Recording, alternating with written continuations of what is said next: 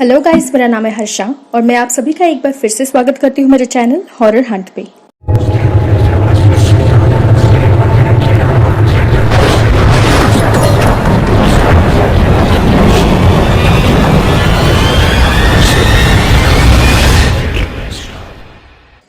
आज मैं एक्सप्लेन करने वाली हूँ 2018 में रिलीज हुए एक Indian period horror movie Tumbbad को, which is one of my favourite movies.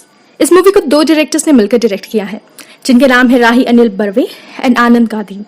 इस मूवी को IMDb पर रेटिंग मिले हैं 8.3 आउट ऑफ 10। रोटेन टोमेटोज पे it's 85% fresh and 97% Google users ने इसे लाइक किया है। This movie is a true masterpiece. अगर आप उनमें से हैं जिन्होंने अब तक इस मूवी को नहीं देखा है, देन आई रिक्वेस्ट यू कि आप इसे आज ही देखिए। यह मूवी नेटफ्लिक्स पर अवेलेबल है। मूवी की शुरुआत में हमें एक कहानी सुनाई जाती है about the goddess of prosperity, जो कि अंतहीन सोने और अनाज का प्रतीक है और हमारी पृथ्वी देवी की कोख है। जब ब्रह्मांड की सृष्टि हुई तो देवी ने 16 करोड़ देवी देवताओं को जन्म दिया, पर उन्हें अपनी पहली संतान हस्तर से सबसे ज्यादा प्यार था। मगर किसी भी वेद पुराण में उसका नाम नहीं, क्योंकि वो देवी का सारा सोना और अनाज खुद ही लेना चाहता था। किसी तरह हस्तर ने देवी का सारा सोना तो ले लिया, मगर जैसे ही वो अनाज लेने गया, बाकी सारे देवी देवताओं ने उस पर हमला कर दिया। लेकिन देवी ने उसे एक शर्त पर बचा लिया कि उसे कभी कोई नहीं पूछेगा और उसे हमेशा के लिए भुला दिया जाएगा। फिर कई युगों तक हस्तर अपनी माँ की कोख में सोता रहा, मगर कुछ सालों बाद कुछ लोगों ने हस्तर की मंदिर बनवा दी, जिससे बाकी सारी देवी देवता बहुत ही गुस्सा हो गए और तब से देवी देवताओं का गुस्सा तुम्बाड पर बारिश बन के बरसने लगा। फिर सीन शिफ्ट होता है 1918 में तुम्बाड राज्य को दिखाते हुए, जहां हमेशा की तरह बारिश हो रही थी और एक औरत भीगते हुए एक बड़ी सी हवेली में जाती है to offer services to local lord sarkar. और उसी हवेली में हस्तर की एक मूर्ति भी थी, जिसमें एक सोने का सिक्का था, और इसी सिक्के के लालच में वो औरत सरकार की सारी बातें मानती। लेकिन जब उस दिन उस औरत ने वो सोने का सिक्का मांगा तो सरकार ने साफ साफ मना कर दिया और कहा कि ये सिक्का ऐसे नहीं दिया जा सकता, उसे पाना पड़ता है। वहीं दूसरी तरफ उस औरत के दो बच्चे दिखाए जाते हैं, जिनका नाम है विनायक और सदाशिव, जो कि बारिश में भीगते हुए अपने घर की तरफ आ रहे थे। मगर दरवाजे पर ताला देख वो समझ जाते हैं कि उनकी माँ अब भी नहीं घर लौटी है। और जब उन्हें याद आता है कि उन्हें अपनी दादी को खाना देना है, तो वो दरवाजा खोलकर अंदर जाते हैं, जहाँ विनायक खाना बनाता है और अपने छोटे भाई सदाशिव को उस बुढ़िया को खाना देने के लिए जाने कहता है, जो कि दूसरे ही कमरे में बंद थी। मगर जैसे ही सदाशिव डरता हुआ खाना लेके अपनी दादी के कमरे की तरफ बढ़ता है, तभी उसकी माँ आ जाती है और खुद वो खाना लेकर उस बुढ़िया के पास जाती है, जहाँ वो उसे खाना देती है और उसके नेल्स भी काटती है, जो कि बहुत बड़े हो गए थे। रात को जब विनायक अपनी माँ से उस सोने के सिक्के के बारे में पूछता है, तो वो उसे हवेली में हुए सारी बातें बताती हैं। इस पर विनायक सरकार को गंदी गंदी गालियाँ देने लगता है और तभी उसकी माँ उसे एक थप्पड़ मारती है और हमें पता चलता है कि वो बुढ़ा आदमी सरकार वो ही इन दोनों बच्चों का बाप भी है। इसी बीच दूसरे कमरे से उस बुढ़िया की बहुत ही डरावने तरीके से चिल्लाने की आवाज आती है, जिस पर विनायक की माँ उसे कहती है कि सो जा, वरना हस्तर आ जाएगा। और ऐसा सुनते ही वो बुढ़िया तुरंत ही सो जाती है। अगले ही दिन सरकार की मौत हो जाती है और विनायक की माँ तुम्बाड छोड़कर पुणे जाने के लिए तैयारी करती है। मगर विनायक वहीं रहकर खजाना ढूंढना चाहता था, जो कि सरकार के किले में ही कहीं छुपाया हुआ था, और वो इसके लिए अपनी माँ को भी काफी इंसिस्ट करता है, मगर वो नहीं मानती।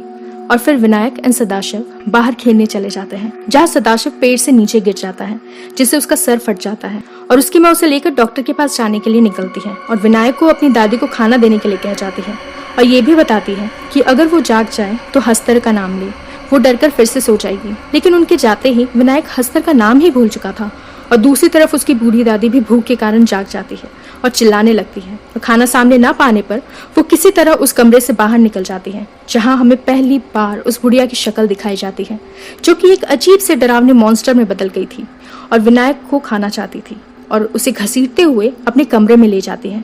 जैसे ही वो विनायक को खाने जाती है, तभी उसे हस्तर का नाम याद आ जाता है और हस्तर का नाम लेते ही वो बुढ़िया तुरंत ही वही सो जाती है। वही दूसरे तरफ रास्ते में ही सदाशिव की मौत हो जाती है और उसकी माँ उसका अंतिम क्रियाक्रम कर हवेली जाती है और वहां से हस्तर की मूर्ति पर रखा सोने का सिक्का उठाकर घर पहुंचती है। और उसी रात वो दोनों माँ बेटे तुम्बाड छोड़कर पुणे चले जाते हैं हमेशा के लिए। किसी तरह 14 साल बीत जाते हैं और विनायक बड़ा हो जाता है और अपनी गरीबी से छुटकारा पाने के लिए वो फिर तुम्बाड पहुंच जाता है खजाना ढूंढने। सबसे पहले वो अपने घर जाता है, जहाँ उसकी दादी अब भी जिंदा थी और उनके शरीर से पेड़ निकल रहे थे। वो हिल भी नहीं पा रही थी। वहाँ विनायक अपनी दादी से खजाने के बारे में पूछता है, मगर उसकी दादी उसे वार्न करती है और कहती है कि अगर उसने हस्तर या उसके खजाने को छुआ तो वो भी अपनी दादी की तरह ही श्रापित हो जाएगा और एक इमॉर्टल मॉन्स्टर में बदल जाएगा।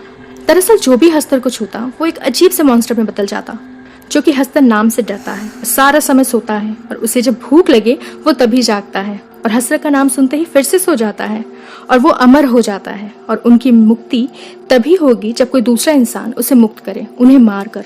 इन बातों की परवाह किए बिना विनायक अपनी दादी से खजाने के बारे में जानना चाहता था और उसे ये भी कहता है कि अगर वो उसे खजाने के बारे में बताएगी तो वो अपनी दादी को इस लाइफ लॉन्ग सफरिंग से मुक्त कर देगा। इससे उसकी दादी भी मान जाती है और उसे खजाने का राज बता देती है, जिसके बाद विनायक उस घर में आग लगा देता है, जिससे उसकी दादी की मौत हो जाती है और इस तरह वो मुक्त हो जाते हैं। फिर विनायक कई महीनों बाद पुणे वापस जाता है अपने परिवार के पास कई सारे सोने के सिक्कों के साथ और उन्हें राघव नाम के एक अफीम के कारोबारी को देकर अपने पुराने उधार चुकाता है।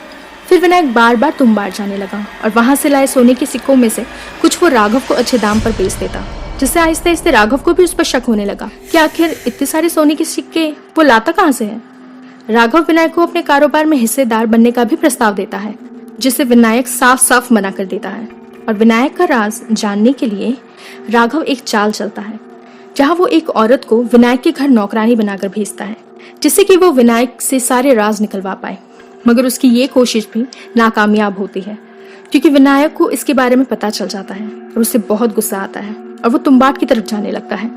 यहाँ राघव उसका पीछा करता है, जो कि विनायक जानता था और जानबूझकर उसे देवी के गर्भ गुफा में ले आता है, जहाँ एक डब्बे में आटे की डो से बनी गुड़िया रखी थी। और जैसे ही राघव वो डब्बा खोलता है, हम पहली बार हस्तर को देख पाते हैं, जो कि उस आटे की डो को खाने के लिए राघव की तरफ आता है और उसे काट लेता है, जिससे वो भी एक भयंकर मॉन्स्टर में बदल जाता है और राघव वही देवी के गर्भ गुफा में फंस जाता है। थोड़ी देर बाद विनायक भी वहां आता है और राघव को देखकर समझ जाता है कि वहां क्या हुआ था। फिर वो अपने चारों तरफ सूखे आटे का एक घेरा बनाता है और उस डब्बे में से आटे की बनी गुड़िया को बाहर निकालता है, जिसे देखते ही हस्तर फिर वापस आता है। मगर इस बार वो विनायक को छू नहीं सकता था, क्योंकि उसने अपने चारों ओर आटे का घेरा बनाया था। अगर हस्तर उस घेरे को पार करने की कोशिश करे तो वो वहीं भस्म हो जाता। फिर विनायक उस आटे की गुड़िया को हस्तर की तरफ फेंकता है, जिससे वो उस पर टूट पड़ता है, क्योंकि वो सदियों से भूखा था। और इसी का फायदा उठाकर विनायक हस्तर की कमर में बंधे पोटली से सोने के सिक्कों को नीचे गिरा देता है और जितने देर में हस्तर उस पुतले को खाने में लगा रहता, उतने समय में ही वो जितने कॉइन्स उठा सके उठाता है और उसे वापस रस्सी की मदद से देवी के गर्भ गुफा से बाहर आ जाता है। और इसी तरह वो अपनी जान की बाजी लगाकर हर बार सोने के सिक्के लाता। फिर समय बीतता है और 1947 का भारत दिखाया जाता है, जब हमें आज़ादी मिली थी। तब तक विनायक भी काफ़ी अमीर हो गया था और वो काफ़ी अय्याश भी बन गया था। और हमें विनायक का परिवार दिखाया जाता है, जहां अब विनायक के साथ उसकी बीवी, 3 बच्चे जिनमें 2 लड़कियां और 1 लड़का, और वो नौकरानी जिसे राघव ने भेजा था, वो सब एक साथ ही एक ही घर में रहते थे। समय के साथ विनायक बुढ़ा हो रहा था, उसके दौड़ने भागने की क्षमता भी कम होती जा रही थी और इसी के लिए उसने अपने बेटे पांडुरंग को घर पर ही ट्रेनिंग देनी शुरू कर दी, ताकि अब उसके बाद उसका बेटा हस्तर का खजाना ला पाए। एक दिन वो अपने बेटे को लेकर तुम्बाड जाता है और रास्ते में उसे सारी कहानी बताता है। तुम्बाड पहुंचते ही विनायक अपने बेटे को आटे की गुड़िया बनाना सिखाता है, जिसमें से एक छोटी गुड़िया पांडुरंग अपने पास छुपा लेता है और वो दोनों देवी के गर्भ गुफा में जाते हैं और विनायक उसे गुफा के बारे में और हस्तर के बारे में एक एक चीज बताने लगता है कि तभी पांडुरंग अपने साथ लाए हुए आटे की गुड़िया बाहर निकालता है, जिससे हस्तर जाग जाता है और उस आटे की गुड़िया को खाने के लिए उनकी तरफ बढ़ता है। और जब तक वो उस गुड़िया को खाता, पांडुरंग को सोने के सिक्के उसकी पोटली से चुरा लेता है और वो दोनों बाप बेटे वहां से किसी तरह अपनी जान बचाकर बाहर भागते हैं। बाहर आते ही विनायक राव पांडुरंग पर बहुत गुस्सा करता है उसकी इस बेवकूफ़ी के लिए, क्योंकि वो आज सिर्फ उसे वो गुफा दिखाने के लिए लाया था। और फिर वो दोनों बाप बेटे पुणे वापस पहुंचते हैं। दोबारा तुम्बाड पहुंचने पर विनायक राव वो हवेली खरीदना चाहता था, पर उसे पता चलता है कि भारत सरकार ने उस पर कब्जा कर लिया है और ये सुनकर विनायक राव बहुत परेशान हो जाता है। फिर विनायक अपने बेटे को अपनी जिंदगी भर की कमाई दिखाता है और उसे कहता है कि अब उन्हें इसमें ही गुजारा करना पड़ेगा, क्योंकि भारत सरकार ने हवेली पर कब्जा कर लिया है। वहाँ उन दोनों बाप बेटे में कुछ बातें भी होती है, जहाँ पांडुरंग कहता है कि उन्हें खजाना हस्तर से नहीं बल्कि उसकी पोटली से मिलता है, तो क्यों ना हम वो पोटली ही चुरा लें। और इसके जवाब में विनायक कहता है कि एक आटे की गुड़िया खाने में हस्तर को ज्यादा समय नहीं लगता और इतने समय में ही पोटली चुराना असंभव काम है। तभी पांडुरंग अपने पिता को सजेस्ट करता है कि क्यों ना हम कई सारे आटे के गुड़िया ले जाएं। वो एक खाए हम दूसरा फेंके, वो दूसरा खाए हम तीसरा फेंके। जब तक वो उसे खाने में व्यस्त रहेगा हमें पोटली चुराने के लिए काफी समय मिल जाएगा। विनायक राव अपने बेटे की इस बात को मान जाता है और पूरी तैयारी के साथ अगले दिन ही तुम्बाड के लिए निकलते हैं और हवेली पहुंचते ही कई सारे आटे की गुड़िया बनाते हैं और उन सबको एक बैग में भरकर वो दोनों देवी के गर्भ गुफा के अंदर पहुंचते हैं, जहां वो सबसे पहले अपने चारों तरफ आटे का घेरा बनाते हैं जिसे हस्तर पार न कर पाए। और पांडुरंग उस बैग से एक एक कर सारी गुड़िया निकालने लगता है। तभी विनायक हस्तर को आता हुआ देखता है और वो ये भी देखता है कि जैसे जैसे आटे की गुड़िया को बैग से बाहर निकाला जाता है हस्तर भी वैसे वैसे ही नंबर में बढ़ता जाता है, जैसे 1 से 2, 2 से 4 होता जाता है। ये देख विनायक काफी डर जाता है और उन आटे की गुड़िया को फिर से बैग में रखता है, मगर इससे कुछ फर्क नहीं पड़ता क्योंकि तब तक कई सारे हस्तर वहां उनके आसपास पहुंच चुके थे। वो अगर एक आटे की गुड़िया को कहीं फेंकता तो कई सारे हस्तर उस पर टूट पड़ते और ये सब देखकर विनायक समझ जाता है कि अब वो दोनों एक साथ जिंदा वापस नहीं जा सकते।